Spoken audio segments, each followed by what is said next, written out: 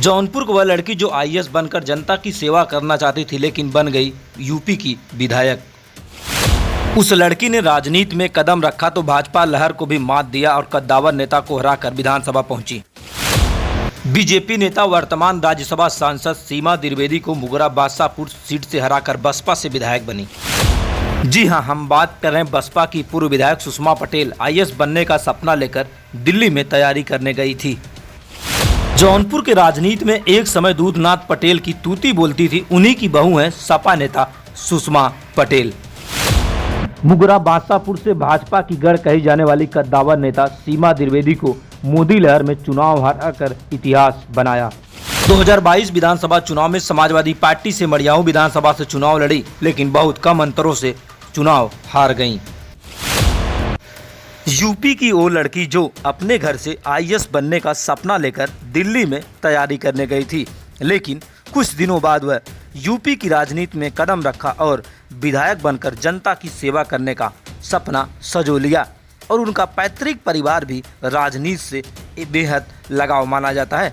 जी हाँ, हम बात कर रहे हैं जौनपुर जिले के मुगरा बादशाहपुर सीट से मोदी लहर में भी मात देकर आपको बता दें कि बीजेपी के गढ़ में कद्दावर नेता सीमा द्विवेदी को चुनाव हराकर बसपा की एकमात्र महिला विधायक बनी थी 2017 में।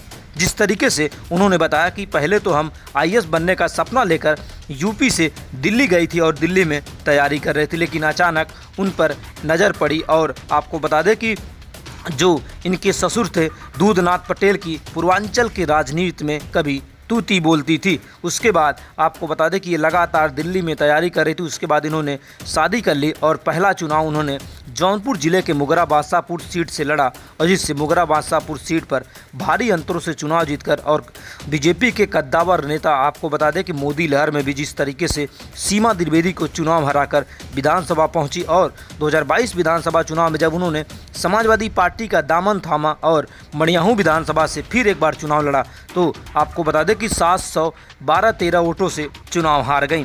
लेकिन आपको बता दें जिस तरीके से उन्होंने राजनीति में कदम रखने के बाद कभी पीछे मुड़कर नहीं देखा।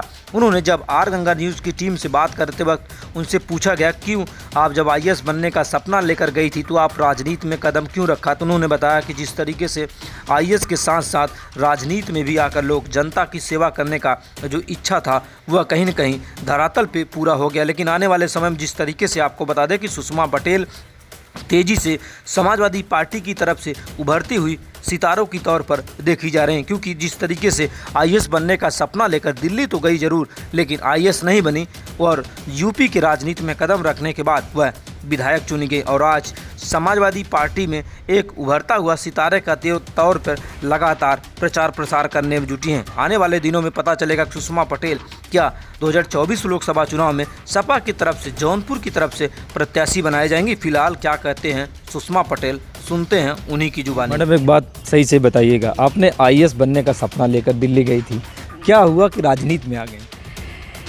देखिए हाँ, ये आप सही कह रहे हैं। मैं दिल्ली तो गई थी, मैंने सिविल सर्विस की तैयारी भी की, लेकिन पहले से इच्छा थी राजनीति में आने का और लोगों के बीच में एक समाज सेवा करने का भी था। अब जैसा कि आप जानते हैं परिवार भी राजनीतिक मेरा रहा है, तो पहले से मन था कि राजनीति में आऊं और लोगों के लिए, जनता के लिए जो जनता की समस्याएं हैं, उनके परेशानियां हैं, उनके समझूं, उनकी समस्याओं का निस्तारण करूं।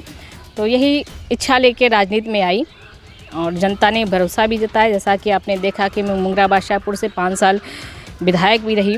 जनता ने विश्वास और भरोसा दिलाकर मुझे उत्तर प्रदेश की विधानसभा में भेजा और लगातार मैंने विधायक रहते हुए जो समाज का कमज़ोर वंचित वर्ग था उसकी इच्छाओं की और उसकी जो समस्याएं हैं उनकी पूर्ति करने का मैंने पूरा काम किया और आगे भी जो जनता की समस्याएं परेशानियां रहेगी मैं उसको सड़क, चाहे सदन हो चाहे सड़क हो, मैं उसको लगातार उठाती रहूँगी। उनकी परेशानी, उनके सुख दुख में खड़ी रहूँगी। मैडम एक बात